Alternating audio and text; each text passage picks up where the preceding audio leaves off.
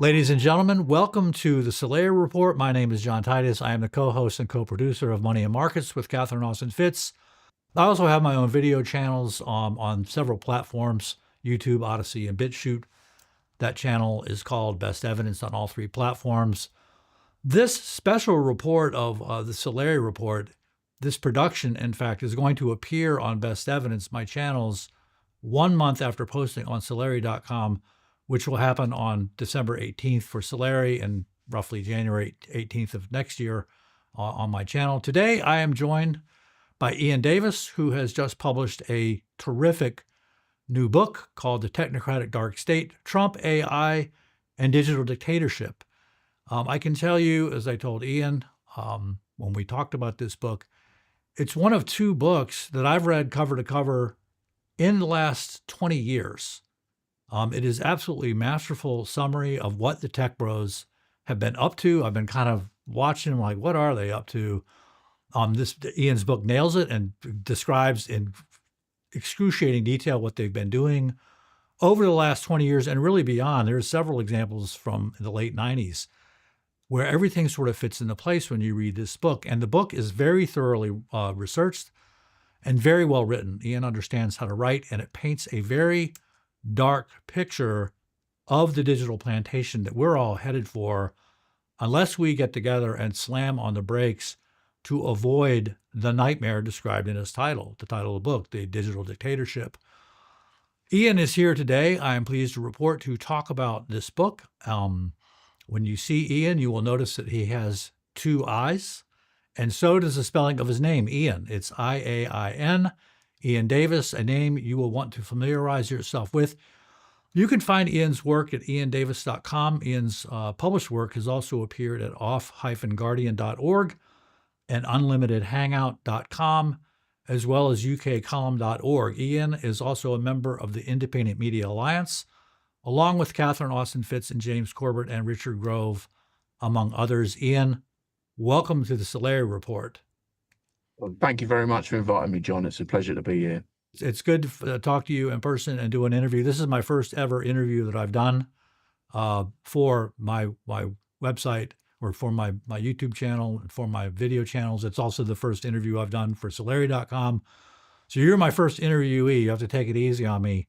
But it's a pleasure to talk to you because your book really helped me understand the world. Because I tended to ignore these guys. These tech bros annoy me. I will get into that. And this book really describes, I should not be annoyed. I should be paying a lot more attention. Your book has helped me. But let me I want to go right to my favorite part of the book, which addresses money creation. This is the part where it's like, oh, okay, I get it now. But let me say this. The people with the power to create money out of thin air, they're in control now. They've been in control for several centuries. They're private parties. And so my initial question is, why do the old money people, let's call them, even tolerate the tech bros who are offering crypto schemes, especially stable coins, to compete with the money issuance of banks and central banks, frankly? In other words, why don't the monetary powers that be just use in the U.S. the Department of Justice to snuff out these would-be tech bro competitors the same way they killed prosecutions and investigations into Wall Street in the wake of the global financial crisis? In other words, what are the tech bros offering to the old money powers that those powers don't have already? Yeah, I mean, they're offering essentially a workaround for the U.S. Constitution. The plan is clearly that they want a tokenized digital international monetary and financial system. And in most places around the world, we have fully independent central banks. So if we look at, for example, the European Central Bank, it's in their founding documents that they literally state no government has any control over us whatsoever. In fact, I think it's part of their documentation where they say we will not take any advice from any government. So they are firmly independent. Other central banks around the world, certainly, if we look at the Bank of England, that's independent by virtue of its royal charter.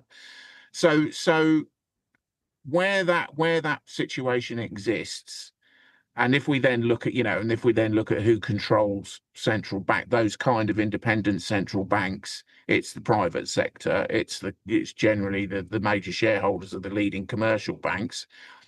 But nonetheless, while that situation exists, they can create an independent, privately controlled, tokenized, digital international monetary and financial system.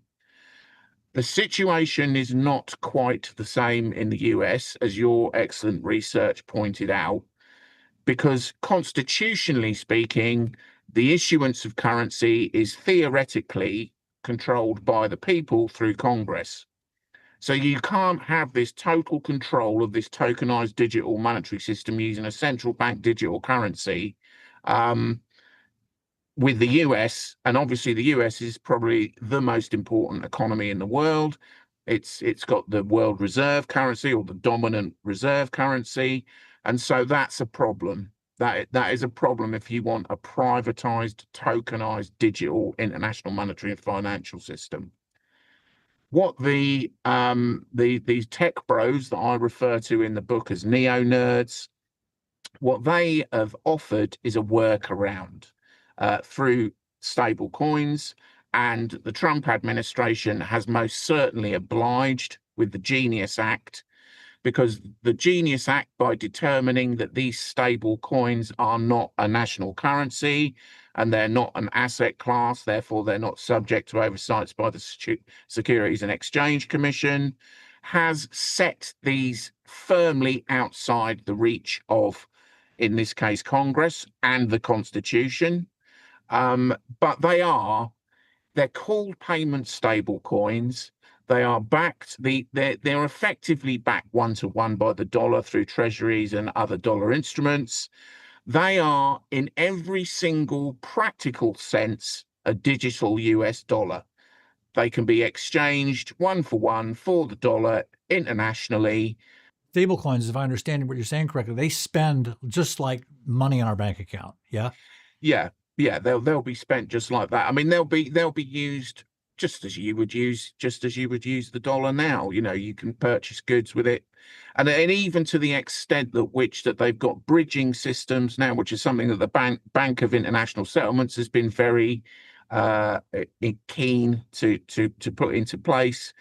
Bridging payment systems that enables you to use a digital dollar as you would use the dollar if you had a bank payment card and paid for a product or service in the high street or on Main Street.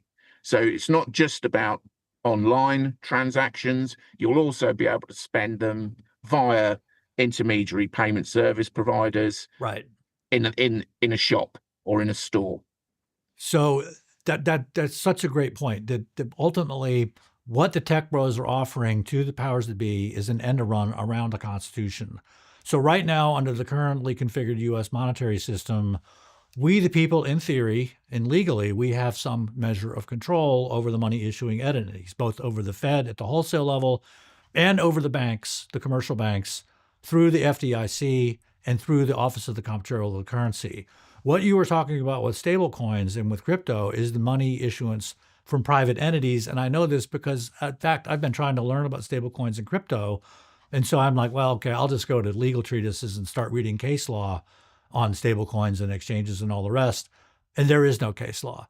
It is completely private. It is completely dark. And transparency is an issue that we're going to touch on later in this interview. But that's great. But there is one other feature of the monetary control and stable coins and digital money and tokenized money that is offering an advantage to the old line money powers. And that is, from where I'm sitting, it doesn't digital money, fully digital money, offer to the powers that be a way of controlling debt that might otherwise spiral out of control irreversibly and fatally.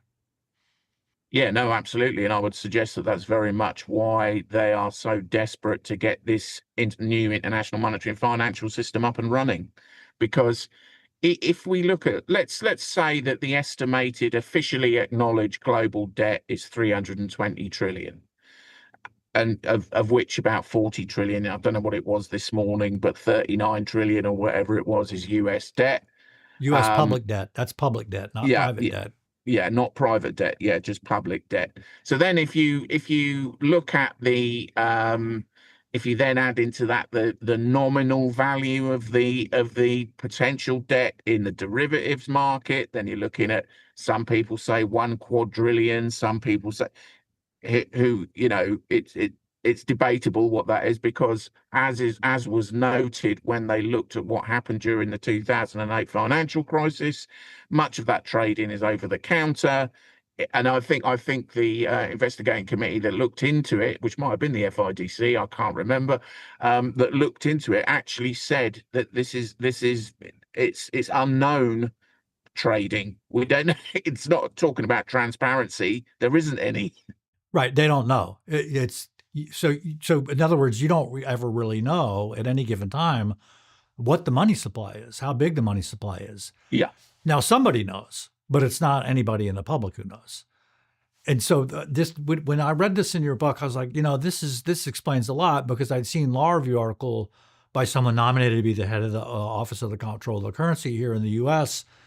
And the law review article said, listen, because money is issued as debt and debt can get out of control, one thing you can do with the central bank digital currency, which is an alternate form of what we're talking about with stablecoins, what you can do is you can simply delete money out of people's accounts.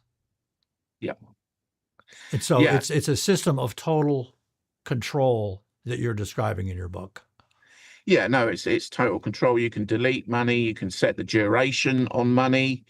You can control where and when it is spent, simply through programming it, through literally programming it.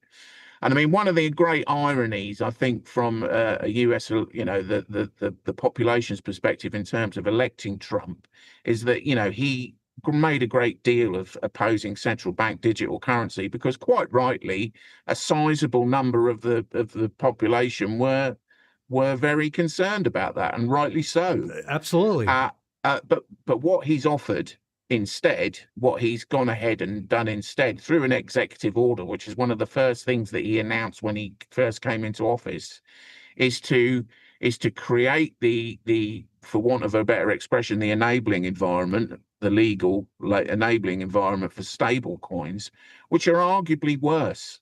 They're worse. I mean, I was one of the questions that, why are they worse? Why are they? Because it relates right back to what you were saying earlier. Because there's no oversight, there's no control. They're privately issued. There's no control of them. Whereas, and I think, because I asked myself the question, and it was really in researching this book that I think I've answered that question for myself and hopefully for others, is that I couldn't understand why the US wasn't on board with central bank digital currency. I was thinking, what's going on? Why are they?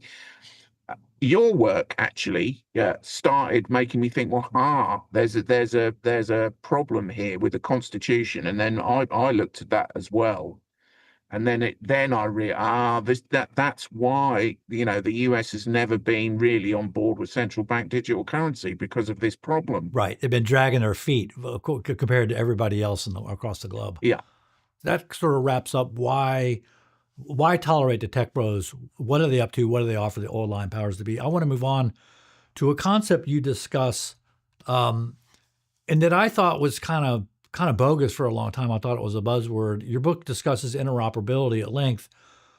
Before I read your book, I thought that was simply, interoperability. That's another buzzword, but it really isn't.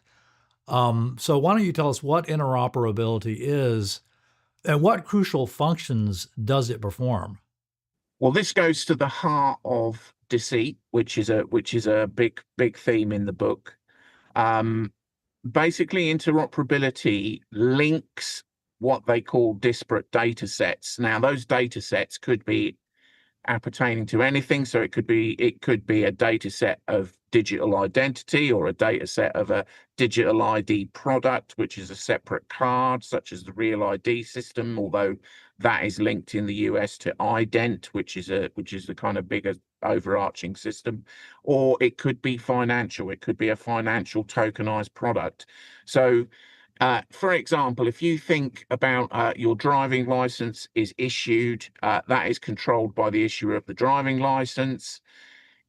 It is not linked to your bank card. Your bank card is issued by a private commercial bank or a payment provider. The two things are not linked. They're not linked. What interoperability and if you look at what the Bank for International Settlements has been doing over the last 10 or more years, it has been obsessed with this notion of interoperability, creating an interoperable system. And what that means is the data set from your driving license, so everybody's, can be linked usually via software such as Palantir, Gotham, or something like that, to the data set from your bank card. So these two things can now be linked into one unified. What they're looking to do that is a unified ledger of some sort, whether that's going to be blockchain or some other form of ledger. While interoperability is in its infancy, so is just security awareness. And I think, unfortunately, interoperability is accelerating a little faster than security awareness. And so it's being done in a dangerous way in a lot of times. That's an interesting point, because EMRs, electronic medical record systems, have security controls. But what it boils down to is the person setting this thing up doing it correctly. Have they turned on the right settings and turned off the wrong settings? And the answer, according to these 2,000 you said are exposed, is obviously no. Now, what they have been trying to do on a global scale for this digital international monetary and financial system is create interoperability between all currencies, interoperability between all digital currencies. So the first thing they need to do is convert the existing fiat currencies into digital forms. So that's where, outside of the US, that was the favorite way of doing that is the favored way of doing that is central bank digital currency. In the US, for the reasons we've just discussed, that was slightly problematic. So therefore it's stable coins. In other parts of the world, it's deposit tokens, but it all amounts to the same thing. It's the digitization of the existing monetary systems, whilst maintaining, the difference between currencies. So you've still got a dollar version, a sterling version, a euro version, a yen version. You've still got these different distinctions. But through interoperability, and which converts the transactions made into a single unified standard for example, for digital information exchange. So one of the things that the BIS has worked on quite a lot, I think it's Project Juno, is to introduce ISO 20022 standards for all financial information exchanges. Now, in the digital world, it's relatively easy to make transactions in one currency interoperable with the transaction in another currency. So if we're talking about business to business transactions globally, if you're buying goods and services, or if you're buying, say, commodities or manufactured products from China with the dollar, you don't have the problem. What interoperability does is remove the settlement, the clearing and the settlement and the delays and the costs that are associated with that, and makes the transaction instantaneous across borders. So what that means is if you're purchasing products from China into the US, you can pay in dollars in the US, and that will be instantaneously via interoperability received in renminbi or whatever in China, without any kind of without any kind of intermediary. But of course, there is an intermediary, and that is the permission block universal ledger, which will be controlled globally, centrally. Yeah. Isn't it true that one of the features of stablecoins, in that being interoperable with the current monetary systems, the stablecoins spend like dollars, and so they're interoperable with the monetary system we have now, which is two-tiered. It's central banks on top and it's retail banks on the bottom. doesn't the interoperability of stablecoins with the current system offer to the U.S. powers that be a way to soak up more U.S. debt, which we obviously know is exploding? Yeah, no, absolutely. I mean, if you think about the hesitancy that countries have shown in recent years to take on US debt, for example, Japan, that makes the US debt situation, which is precarious enough as it is, even more precarious. So by issuing your own stable coins, if you like, although these will be privately issued, as we've said, they can absorb debt. They're backed by treasury, so they can automatically absorb debt. Now, the projected value of market cap for stable coins, I think by 2035, and I may have got that wrong. Or it might even be sooner. It might even be about 2030. I think it's 2030. Yeah. Yeah, it's 4 trillion. So that's 4 trillion of debt that can be siphoned off essentially into a new market, into the stable coins. And that's a market, to be clear, that exists as far away as Senegal. It's around the world. Yeah. People will be using US stablecoins. Yeah. But if you think that the rate at which the debt is increasing, and I think the Trump administration was the first administration to have a $1 trillion deficit within the first quarter. So that the debt's going up quite fast, while stablecoins, in my view, offer a short-term debt release valve, and they definitely do. I think if you look at what they've got planned for a globalized, tokenized digital economy, that is ultimately where the debt will be absorbed. Well, it'll just be consumed.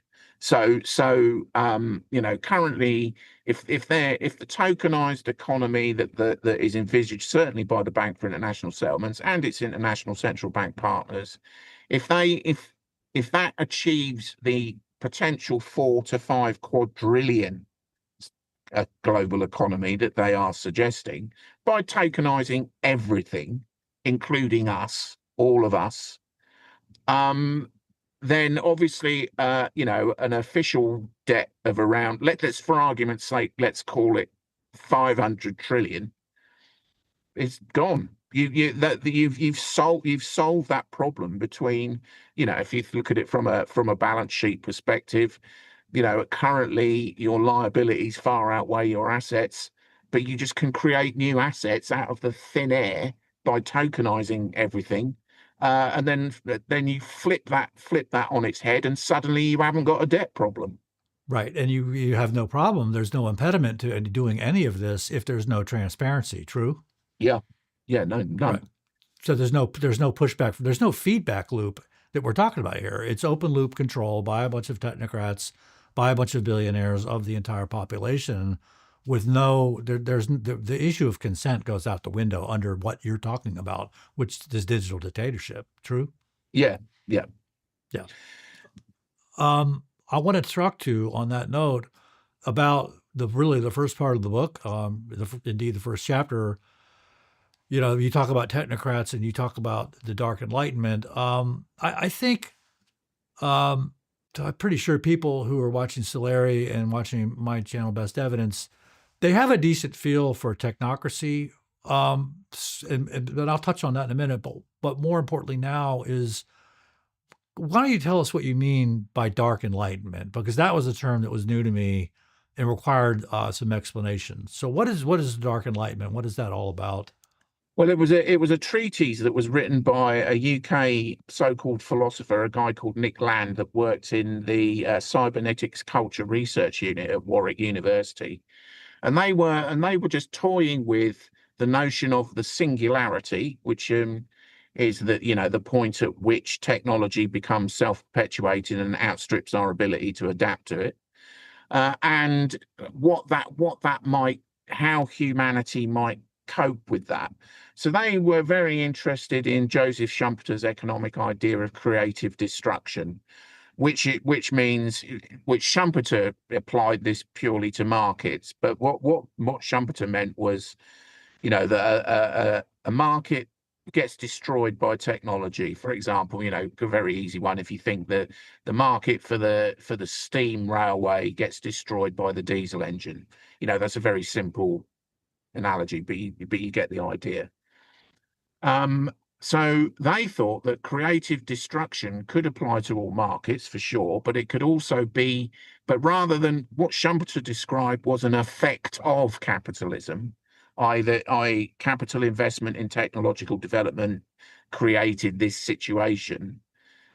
What they thought was that you could apply that to deliberately destroy markets, and seeing as markets have socio-political connotations, the people that control markets, monopolists, they have socio-political power. You could therefore apply this to the wider socio-political sense. So you could literally, capitalism could be freed up and utilized as a tool to control not just economic activity, but all kind of socio-political structures as well.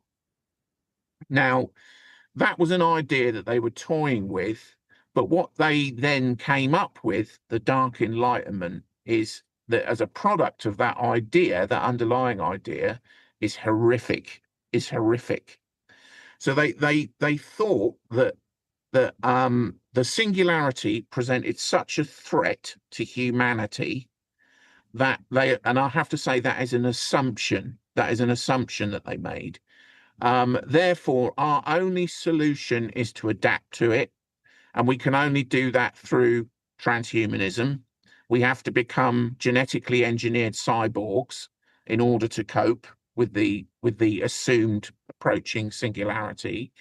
That government only serves to stifle innovation, and the most important part of creative destruction is that innovation is unfettered and free and allowed to flourish. Therefore, government should be done away with completely, and innovation should be handed to private corporations. Private corporations were best placed to undertake this revolution, this global revolution, and therefore private companies and private corporations should rule unchallenged and unmolested by any kind of democratic oversight.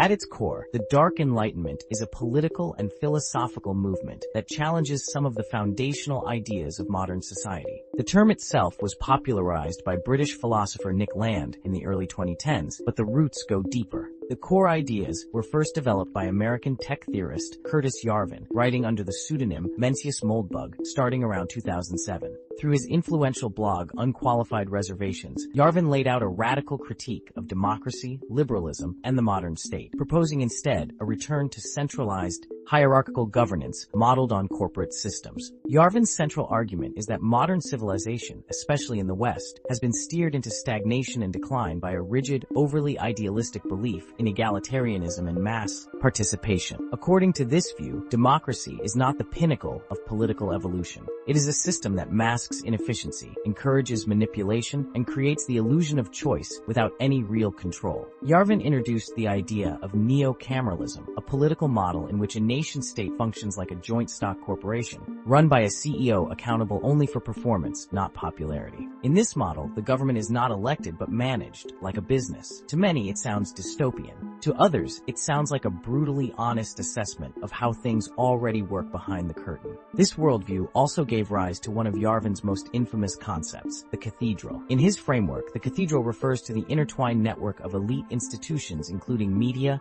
academia, and bureaucracy that shape cultural and political narratives. This system, according to Yarvin, controls society not through laws or force, but through ideology, consensus, and cultural pressure. It is not Orwell's boot stomping on a face. It is soft power that feels like truth. Nick Land, known for his cyberpunk-infused accelerationist philosophy, took Yarvin's ideas and pushed them further. Land gave the movement its name, the Dark Enlightenment. His writings injected a darker, more philosophical edge, tying these ideas to themes of post-humanism, automation, and the collapse of liberal ideals in the face of accelerating technology. Some in this school of thought advocate for exit strategies, such as private digital societies, independent city-states, or breakaway corporate enclaves, where governance is optional optimized, not voted on. Others envision a world where technology replaces outdated institutions altogether. It is a blueprint for governance in a time of increasing distrust and systemic breakdown. But what makes the Dark Enlightenment truly unsettling is not just its ideas. It is the mirror it holds up to our current reality.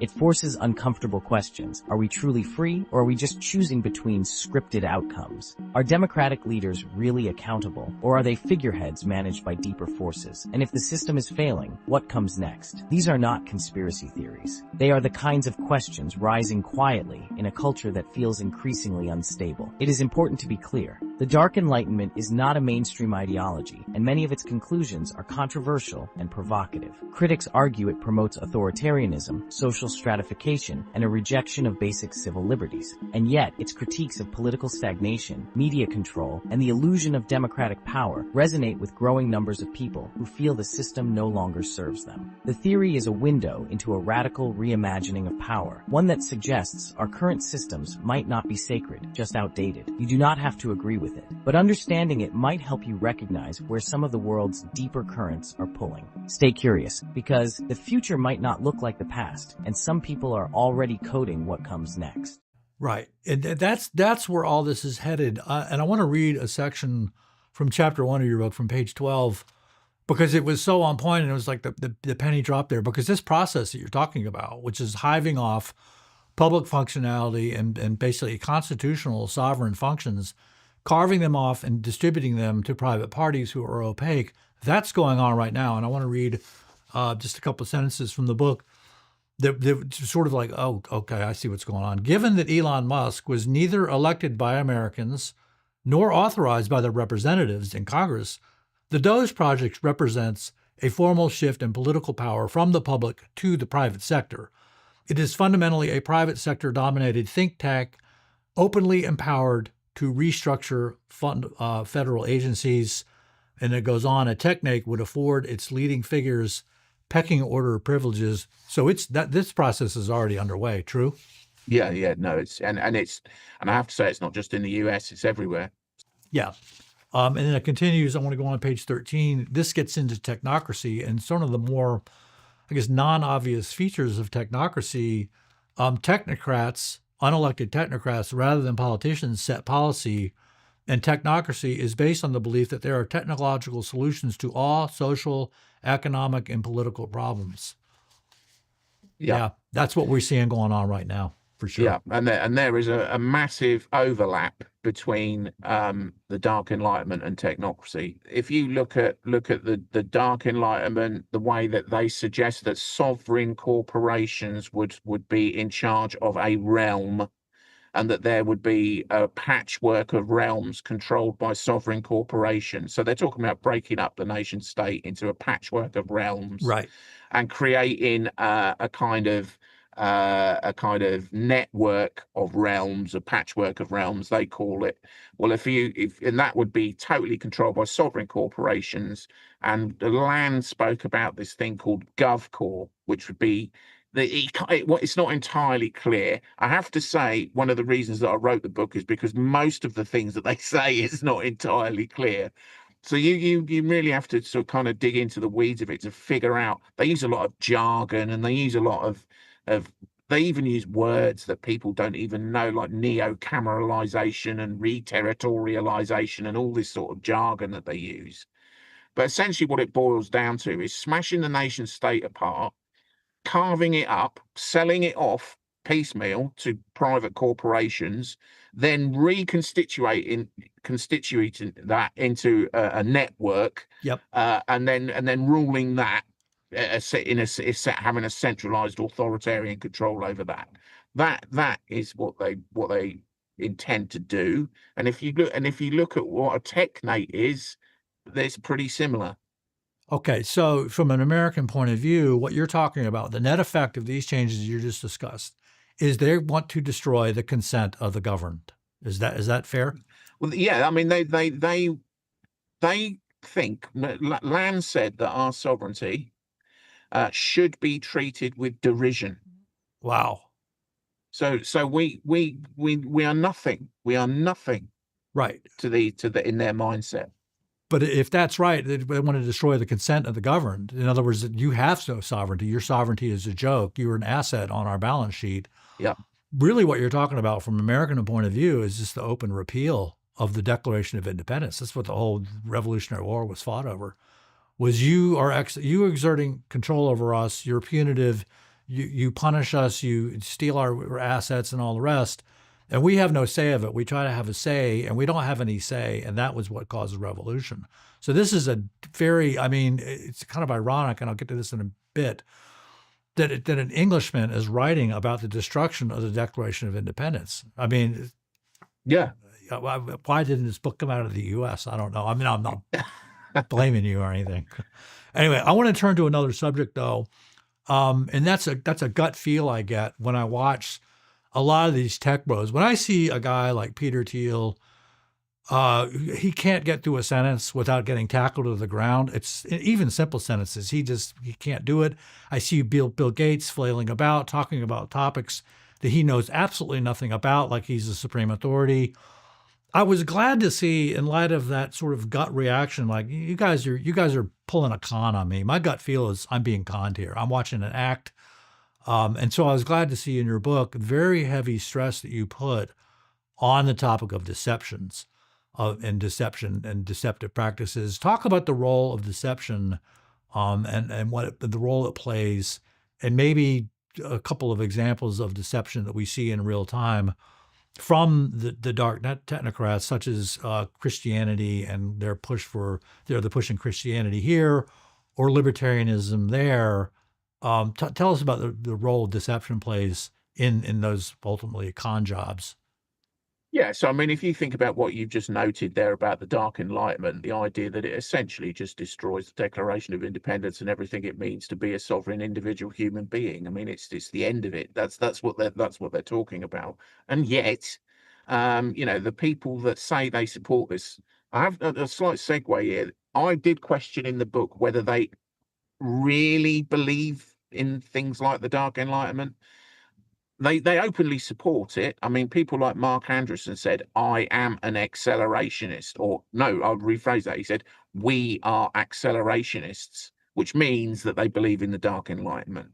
But whether they actually believe it, or whether it's just expedient to say that they have some sort of quasi-intellectual underpinning for what they're doing, I don't know. I question that. But nonetheless, they're openly supporting such a thing as the Dark Enlightenment, which is just about the most authoritarian, fascistic kind of model of governance that you could possibly imagine. Right. Why don't we just come right out and call it what it is? It's a plantation. That's what they're pushing, is a plantation, and they're calling it libertarianism. They are calling it libertarianism. And I have to say, getting away with it as well. And getting away with it. So deception is part and parcel of this push towards digital dictatorship. Yeah, absolutely. Yeah. I mean, one of the things that I also explore quite a bit in the book is this notion of the decentralization to re-centralization trick, which people like Balaji Srinivasan, who wrote The Network State, they tie themselves in. And one of the reasons that I think people like Thiel and stumble over very simple questions is because if they were honest about what they're doing, they just couldn't say what they couldn't say it without being arrested. So what do you think about the use of artificial intelligence, or lavender, by the IDF in identifying Hamas targets? And secondly, do you agree with Elon Musk about that the population decline is a risk for humanity?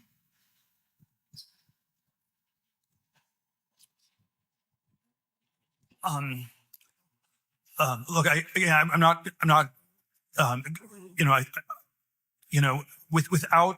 without going into all the I'm not on top of all the details of what's going on in Israel, because my bias is to defer to Israel. It's not for us to second guess everything. And I believe that broadly the IDF gets to decide what it wants to do, and that they're broadly in the right. And that's sort of the perspective I come back to. And if I fall into the trap of arguing you on every detailed point, I would actually be conceding the broader issue that the Middle East should be micromanaged from Cambridge, and I think that's just simply absurd. And so I'm not going to concede that point. And what was the other? So they can't be honest. So they have to lie, and they are tying themselves up in knots. So at one point, I mean, the network state concept is quite important because that is very much the way that it is being rolled out globally. But one of the things that Balaji Srinivasan says in the book is that the new system will be different because the new system that he wants will be different because it will be decentralized. Now, that is a libertarian principle. Of course, the notion of decentralized government, and it's not just a libertarian principle, it's a small c conservative principle as well. The idea of localized governance makes sense to a lot of people. But what he then says is that once everything has been decentralized, it will then be re-centralized. So hang on a minute. So you're talking about devolving governance in some way so that you can then exert centralized authoritarian control over all of it. Well, that's the opposite of decentralization. Right. That's not decentralization. Yeah, another deception. Yeah. Just a massive deception you talk about, 180-degree deception that appears again and again in the book, is this notion that these technocrats come out and they're like, oh, we're anti-globalists, we don't want a new world order and all these globalists controlling everything. But in fact, they themselves are puppets of the globalists. Yeah, I mean, it's ridiculous, really. But, Peter Thiel is one of the people that has railed against, he calls global governance the Armageddon or the Antichrist. Right. And yet he's on the steering committee of the Bilderberg Group with Alex Karp, who they both run Palantir, which has basically taken the Total Information Awareness project started by John Poindexter. Started by Poindexter when? How far back does this go? Well, that was about 2000 when 2001, I'm going to say. Right. But certainly by 2003, In-Q-Tel, CIA's investment arm, had they magic Palantir into existence. I think that's not unfair to say. They certainly invested heavily in Palantir, which then ran the Total Information Awareness project really on behalf of the CIA for 6 years. So I think it was 6 years or so that or maybe more. That the CIA was Palantir's only client. So that's where Palantir comes from. We're going to take a closer look tonight at privacy and security. We all know there's a debate in the country. Does giving the government greater freedom to keep an eye on people, others would say spy on people, in the name of security, undermine the basic American commitment to individual freedom? The Pentagon is currently testing something called the Total Information Awareness Program. The American Civil Liberties Union calls it the most extensive surveillance program in history. And what adds to the controversy is the man who's being named to run it. Here's ABC's Jackie Judd. This is what the government would monitor: where Americans travel, what they buy, how much money they withdraw. Electronic records from all of those activities and more dumped directly into the Pentagon. Driver's license, information about where people live, phone numbers. Conceivably, you could add in information that's obtained by law enforcement. The Pentagon believes that by putting all this into supercomputers, suspicious patterns masked as everyday activities would emerge. You're looking for trends and transactions that are associated with some potential terrorist act. That's what you're looking for, and you're trying to put those pieces together. Supporters of the Total Information Awareness Project say private industries such as credit rating companies already collects a lot of this material, so why not let the government take a look? We owe more to the victims of September 11 than just to say, oh yeah, well, we did a bad job last time, but it's too dangerous to try to do a better job next time. Normally, though, authorities would have to get a warrant for electronic surveillance. The big deal is that the government is proposing to arrest people on the basis of this. The government's proposing to label people as terrorists, to have an impact upon their lives in a very direct and significant way. Not only is the idea controversial, so is the person who came up with it and is running the pilot project. Admiral, do you swear? President Reagan's national security advisor, John Poindexter, was convicted, then cleared on a technicality of lying to Congress during the Iran-Contra scandal. The test run now underway could take a few years, and real information, say officials, is not being used. But the Pentagon is clearly moving to create the largest electronic eye ever to look at any and all Americans. Jackie Judd, ABC News, Washington. So, in other words, these guys, these alleged libertarians, push this notion that these rugged individuals, these tough guys, these capitalists, they survived competition, they rose to the top because they were the biggest, the strongest, the smartest, and the best. They were backed by the government the entire time. Yeah. That's a huge deception, no? Yeah, no, it's immense. I mean, and you know, there isn't anything that I could find that, you know, anything with any substance that's important that I could find that they've said or they've done that is as it appears and is honest. There just isn't any. There's none. It's total deception from start to finish. It's total deception, and it's thorough, and it's everywhere. I want to read another quote from the book and get your comment on this. This is an episode that happened earlier this year, kind of early on in the Trump administration. The official propaganda narrative goes like this. This is talking about the fallout, an alleged fallout between Trump and Musk. The official narrative goes like this. Elon Musk was furious because Trump's One Big Beautiful Bill Act, the government's 2025 budget bill, reduced taxpayer subsidies for electric vehicle manufacturers, including Tesla. Goes on, Musk was said to have reacted angrily by publishing his June 5th X post in which he announced that Donald Trump is in the Epstein files. Tell us about that whole yarn. Yeah, I mean, it's nonsensical for a start because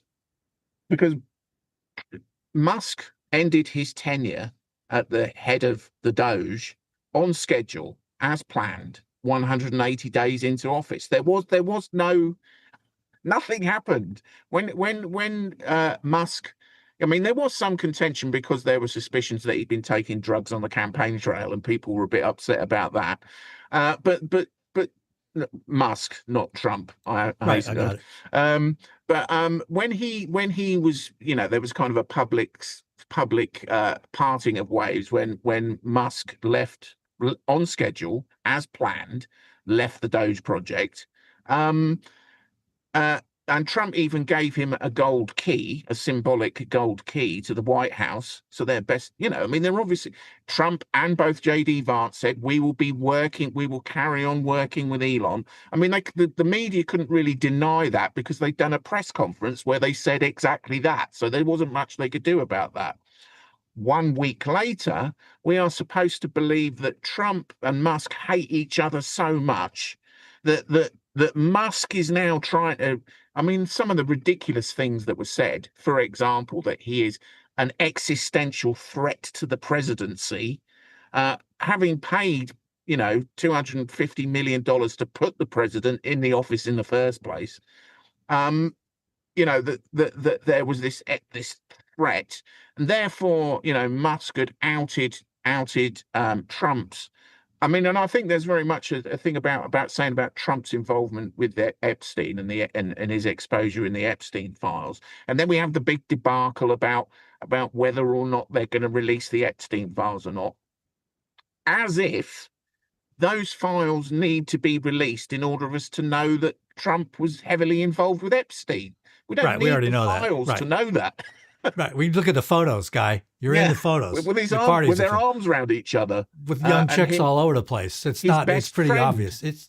Yeah. Right. But, I mean, the whole thing's a joke. So, but generally speaking, when you have manufactured drama like this, manufactured controversy, which is completely synthetic, what are those controversies designed to hide? Well, it's to hide what they're doing and what they're actually doing. So, I mean, if you look at the, we've already discussed what the Doge did, but it also created the framework for the for companies like Palantir to come in and take all the data from disparate data sets like the Department of Justice, Department of Defense, to take all the data, homogenize them, make it interoperable so that they can create a centralized, unified data structure that controls many, many, many, many different parts of the US government.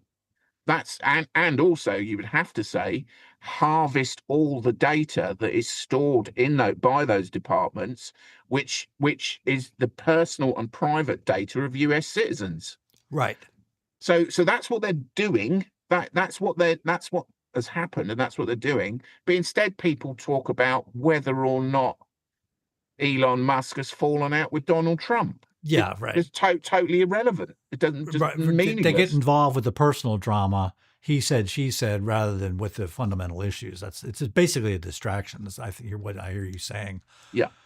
I want to turn to a topic, which is a subject, which is how close are we now to having the trap sprung, having the trap thrown, and living in a digital dictatorship, and not being able to escape the system of slavery that you're describing? How close to realizing that are we right now? How many moves do the powers that be need to achieve the plantation that they're after?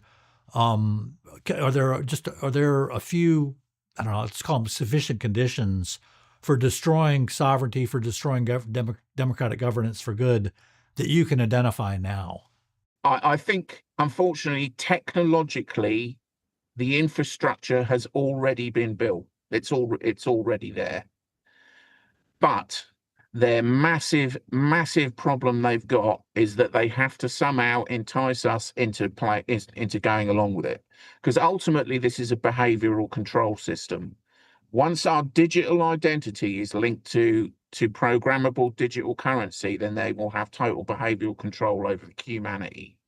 Okay, let me get at it another way. What are the things? What are the biggest impediments to achieving digital dictatorship that exist right now? Well, we are, the people. If we don't go along with it, if for example, it's slightly different outside of the US, but certainly in the US, if the people of the US demand that their constitution is upheld, then they've got a problem. They can't go ahead with their plans. For example, not accepting and not using stable coins and demanding that they are treated as a currency, a national currency, because that's what they are. Cash is a big impediment.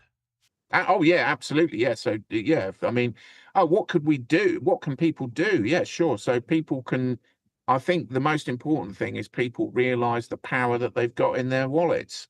Right. The decisions that people make about what they buy, let's look at it this way. There's a reason why they want to control what you buy, where you can buy it, who you buy it from, and how much money you can save.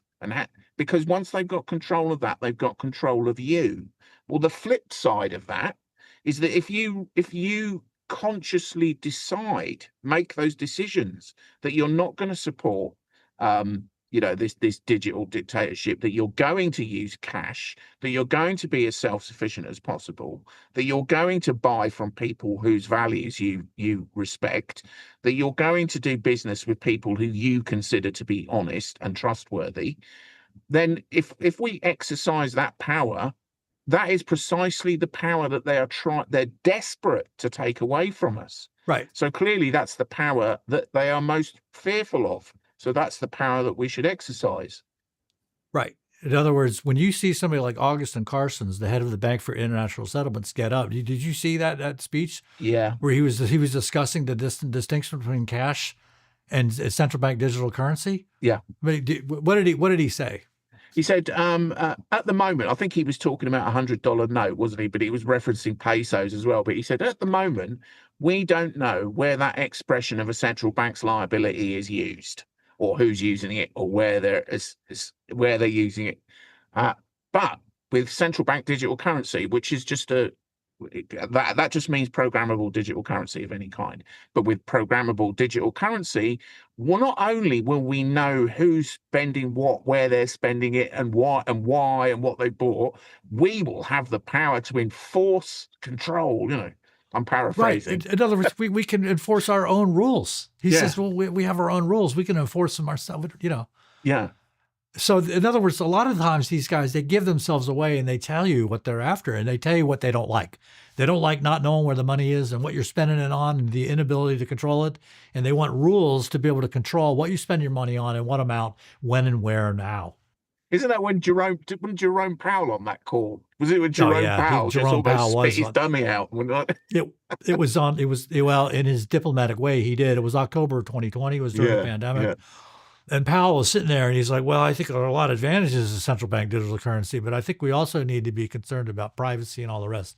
He had to make a token objection in his diplomatic way, which he did, but you're right. Powell absolutely was freaked out because Augustin Powell, the head of the Bank for International Settlements, had just gotten up and had shown his true colors and revealed his bloodlust for total control. So what you were talking about in this book is not some hypothetical reality. It's a reality that is rolling out right now in real time. Yeah. Yeah, absolutely. And I mean, one of the things, this isn't included in the book, but one thing that I wish I had now, but there was a very important interview with talking about how they view these people. That they're called neo-reactionaries. So people like Thiel and Musk, and they're part of the neo-reactionary movement. Thiel was asked, it was a very simple question. Do you want humanity to continue? Was the question that he was asked. And he so yes, no. Yes, no, I don't know. Those are the answers. He couldn't answer it. So that gives you an idea. I mean, if somebody asked me that question, I'm sure it's yes is a fairly simple, but he couldn't answer that question. You would prefer the human race to endure, right? You're hesitating. Yeah, well, yes? I don't know. I would, this is a long hesitation. This is a long hesitation. There's so many questions implicit. Because they don't want us to continue to be I mean this seriously. If you look at their work and what they say and what they do, they don't want us to continue to be the species that we are. They don't want us to continue to be that species. Right. They're not for self-determination by us at all.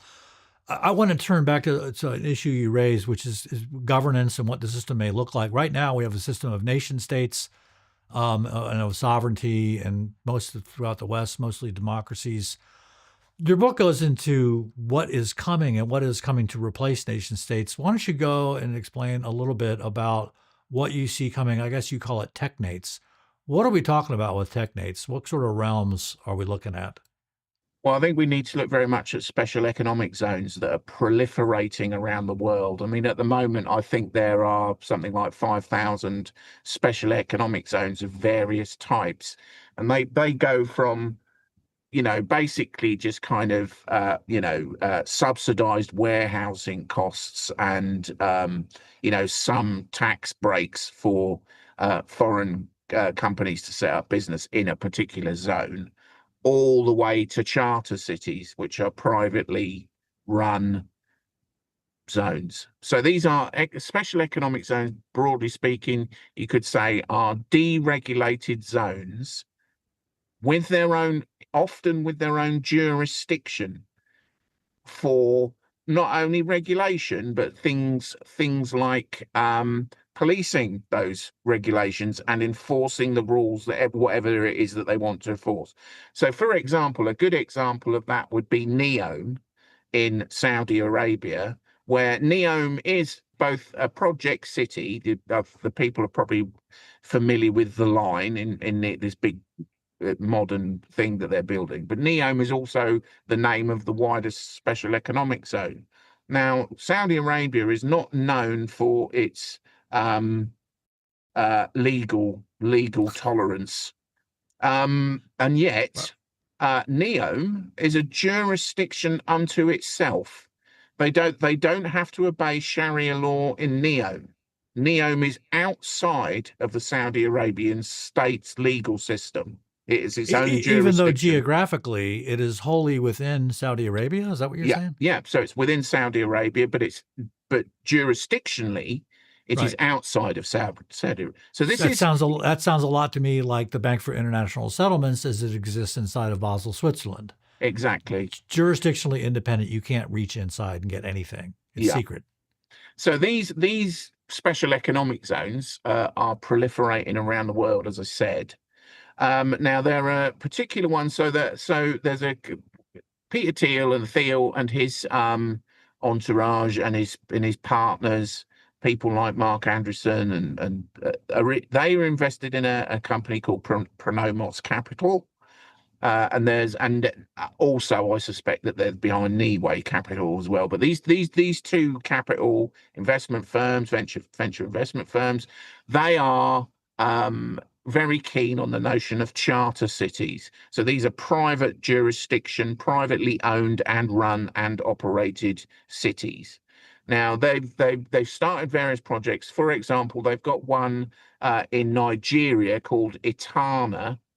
There was a quote, and I'm just looking for the quote here. I can't remember the professor's name, but he's a US based professor of African studies, who just openly said that they've created this thing called the Nigerian government has created this thing called the Lekki Free Zone. And what this professor said is that when you are inside the zone, you are outside the Nigerian state. But the Lekki Free Zone is territorially inside the Nigerian state. Then at the same time, very, very much along the same idea, and one of his executive orders as well, when Trump first came into office, was this notion of creating what he called freedom cities. Now, freedom cities essentially would be, if they proceed as envisaged, and they're again backed by Pronomos Capital, the Charter Cities Institute, the Freedom Cities Coalition, which is all backed by these same players that you and I are discussing. If they go ahead as planned, they will be deregulated free zones of innovation with their own jurisdiction within the United States. So wait. So let me get this straight. If they're deregulated, these places, whether they're in the U.S. or whether they're in Saudi Arabia or Nigeria or wherever they are, I take it that people are free to do whatever they want in these places, if you happen to live in one. Well, I think that currently saying, well, they'll have to abide by federal laws. So or if they're outside of the US, they'll have to abide by the laws. So you can't just kill people. But for example, in Honduras, in Prospera, which is one of these freedom cities that has been set up in Honduras, currently Peter Thiel is investing in unregulated genetic experimentation, gene editing in Prospera, because I see. So the powers that be are free to do whatever they want. Yeah. But what about the man on the street? Can he do whatever? What money is he using? Can he do whatever he wants, or are there some restrictions, perhaps? Yeah. So the idea is, and this is that's why I said that I think the book, The Network State, is quite important, because Balaji Srinivasan is very much linked into this neo-reactionary movement, and he's also obviously very closely associated with Thiel and Pronomos Capital. He's on the board of Pronomos Capital. So he wrote that all value goes digital. All value goes digital.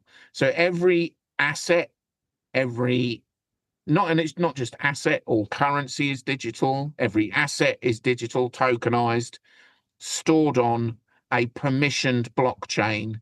So the founders of the network state or freedom city or charter city. The founders are the equivalent of what in our current system? CEOs. So that the CEO of the sovereign state. So these would be created as sovereign states run by a sovereign corporation whose CEO would be, well, essentially the king. Essentially the king. Well, do the people living there, are they like shareholders who have a vote in what goes on? No. All value goes digital, including you. So you would be you would agree initially when you joined or were subject to the sovereign state, you would sign a smart contract or agree to a smart contract where essentially you hand over all of your assets or control of all of your assets and all of your personal income and everything to the founder. The founder.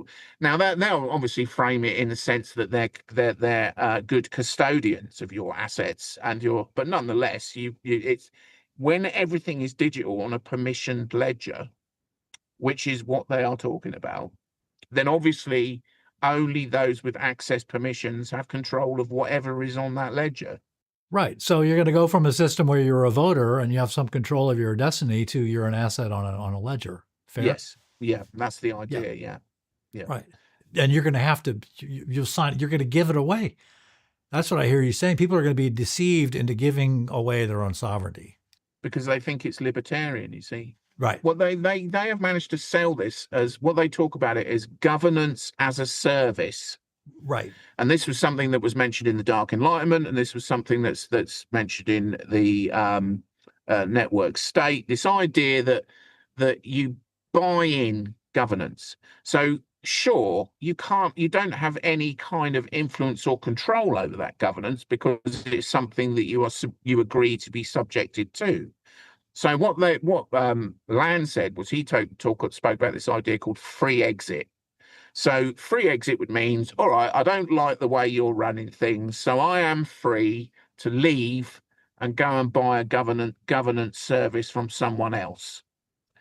So that's all well and good, obviously, if you have the ability to do that.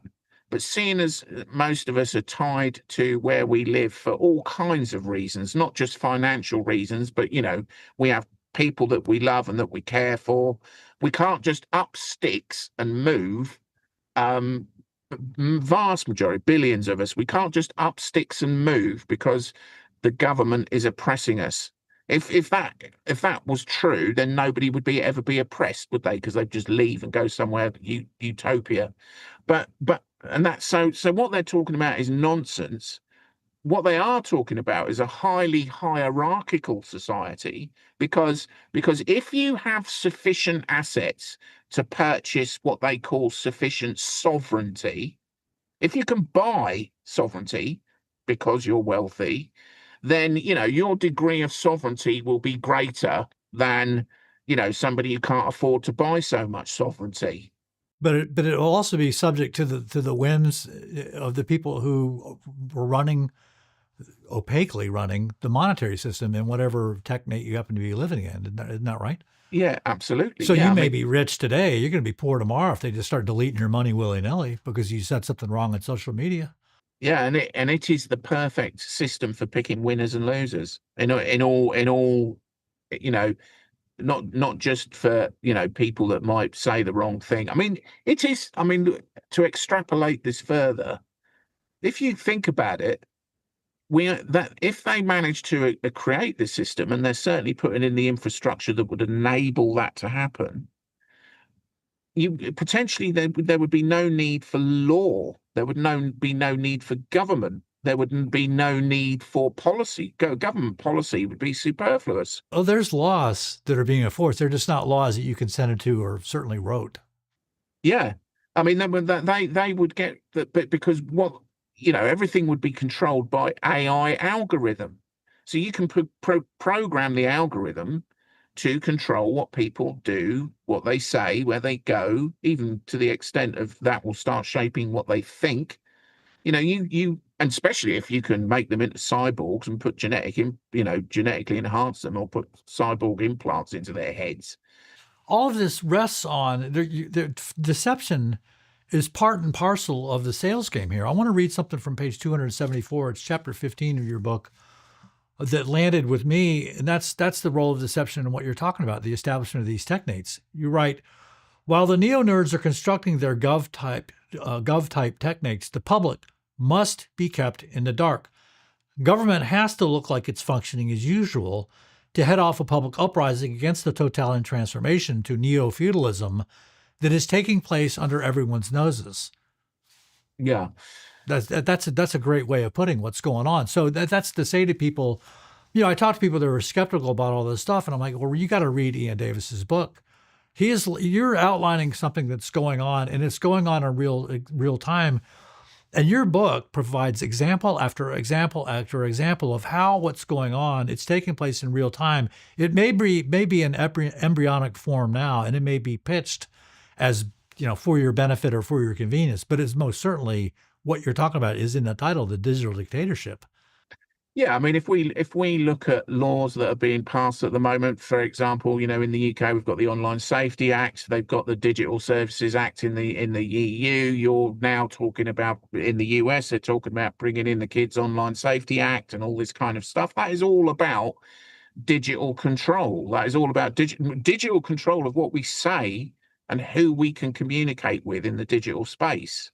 Now, they want to create a society which is that the parallel facsimile of which exists only in a digital space. There is no other space. So in terms of you think of the kind of social interaction that we have at the moment, which things like lockdowns stop us being able to do.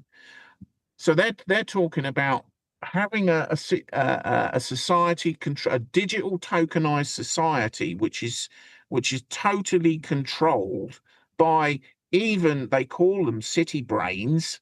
One of the things that they're talking about is, and certainly they've done this in places like Shenzhen in China, where you've got companies that oversee a city brain that links together all social functions of the city and monitors it from a central kind of monitoring perspective, that pretty much controls everything that everyone does within that city. Now, if we have this patchwork of realms that is being constructed through things like special economic zones, and that starts to take root within nation states, one of the concepts that they're very keen on promoting, and certainly one of the things that's within the network state, is the idea that the people that are behind it, the private investors, crowdfund and crowdsource the development of their own city states, their own free city states. Well, if your crowdfunders are Peter Thiel, Elon Musk, Larry Ellison, if they're crowdfunding your city state within a nation state, pretty soon your city state is going to have far more resources than the nation state. So it's like a kind of parasite that is sucking resources out of the nation state, weakening the nation state. And you know what these things work like when they first start rolling this stuff out, and they are rolling it out around the world.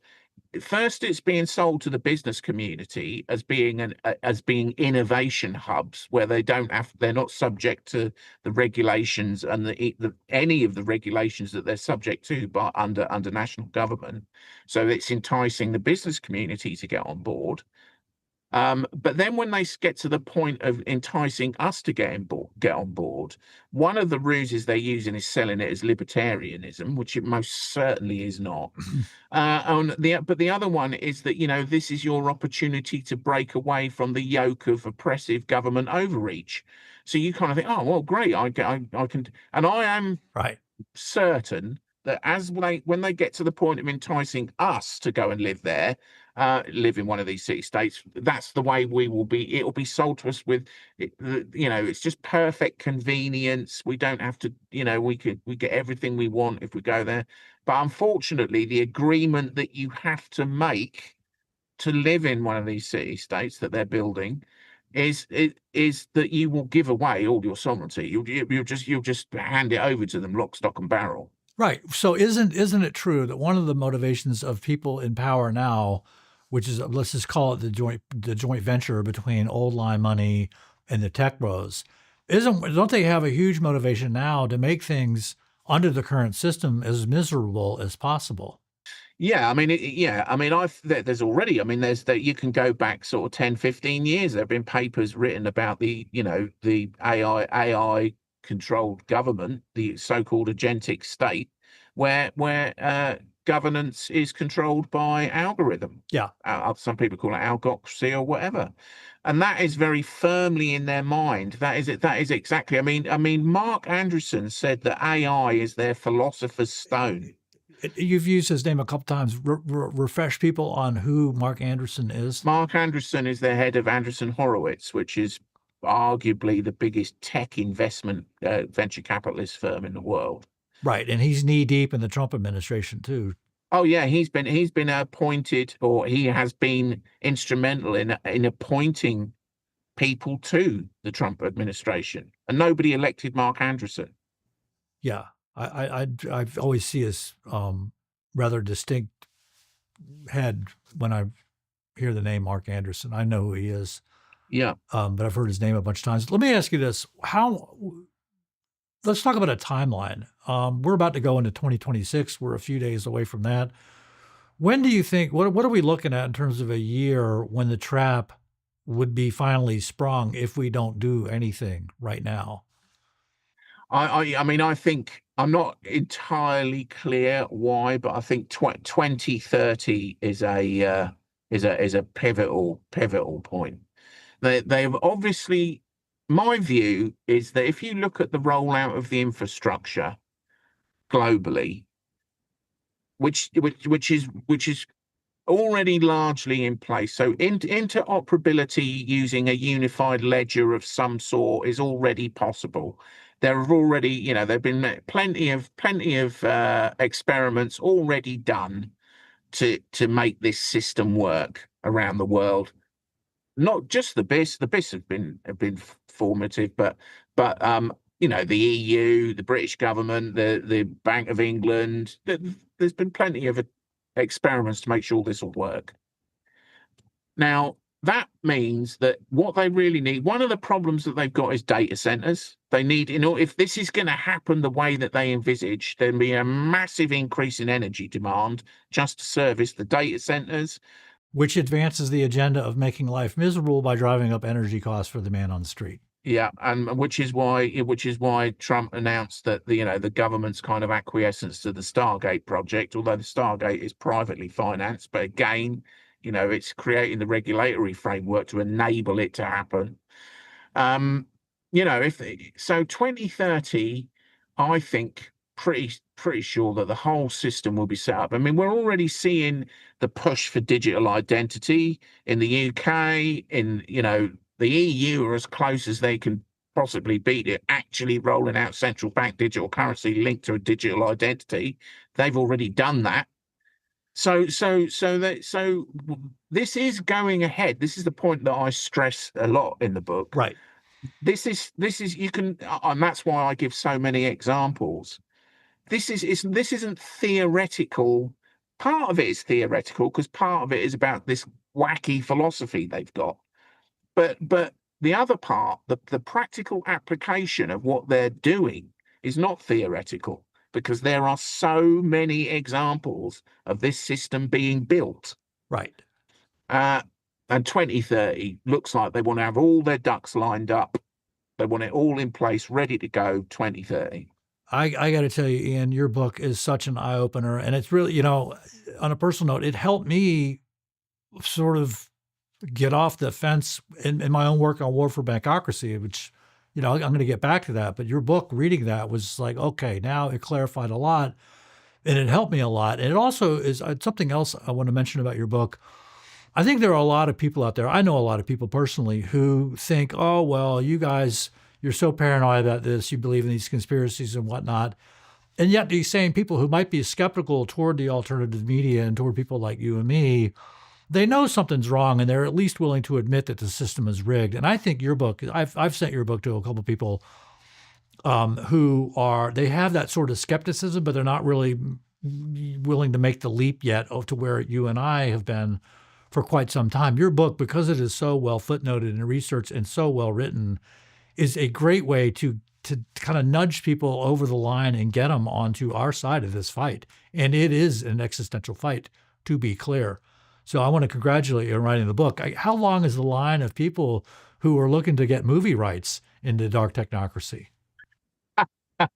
It's a very short line, non-existent line as well. I mean, I mean, I'm really glad. Thank you very much. It's very kind of you to say that, because I mean, you know, your work as well is one of the things that has kind of that has informed me over the years. So it's nice to be able to return the favor a little bit.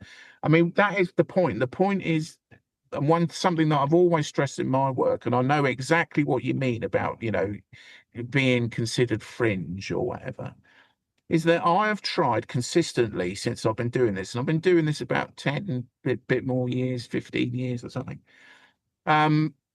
is to say that, look, what I'm referencing here is in the public domain. Right. This is public domain information. I'm using their documents. That's what I do on my channel. These are your their words. You said this. Yeah, this is what they said. This is what they've done. There are massive global think tanks that have produced books about this idea. Yeah. And yet, if you try and point a mainstream media journalist in that direction and ask them just to consider this information, it's like, you know, well, as you well know, it's an almost impossible task. Right. Probably because their editors know that they can't publish that kind of thing. Right. I mean, in the UK, we've got. I'm talking about person-to-person appeal of friends and family. I'm seeing a lot. The resistance, like you're just described, insofar as journalists are concerned, that resistance as far as people is concerned, acquaintances, friends, family, it's coming down. It's coming down fast. People know something's wrong, and I think your book is a great way to kind of push them in the right direction. Yeah, I really hope so, because that's kind of the main focus of what I'm doing. I just want people to consider this information, because the problem is they're not going to get it while they're sitting there watching CNN. CNN is not going to tell them. Yeah. The BBC is not going to tell them. Let me ask you this as we kind of wind down here. What is the best place for people to find your work? Yeah, well, it's iaindavis.com, and you're quite right. My name's spelled with two I's, IAINdavis.com, all one word. My Substack, which is iaindavis.substack.com. To get the book, it's all one word, the Technocratic Dark State.com. And that will take you to the publishers page, and the publishers are Papercut Publishing, run by Mark Goodwin and Whitney Webb. And I write individual pieces for Unlimited Hangout, Whitney Webb's site. I also have, my work is spread about quite a bit. I'm quite fortunate that a lot of other outlets kind of distribute my work. So the Off Guardian in particular, Technocracy News and Trends, these are other outlets as well. So you pretty much, if you put in Iain Davis, you'll probably find a site that's got something that I've written. Very good. On behalf of Solari Report, I want to thank you for being here. On behalf of my own channel, Best Evidence, thank you for doing this, and thank you for the enormous undertaking that writing that book had to have been. But the book is absolutely dynamite, and I urge people to go out and get yourself multiple copies. Give them out for Christmas. Now's the time. This interview will post on Solari, like I said, on December 18th. It'll be after Christmas, after the New Year, when it shows up on my channel's Best Evidence. But Iain Davis, this book is such an eye-opener. I thank you for your work, and I thank you for your time here today. And happy, Merry Christmas to you, sir. And to you, John. Thank you very much for inviting me. It's been a pleasure. Great. All right. Well, that is it for the Solari Report. Thanks for watching, and we will see you again in the new year.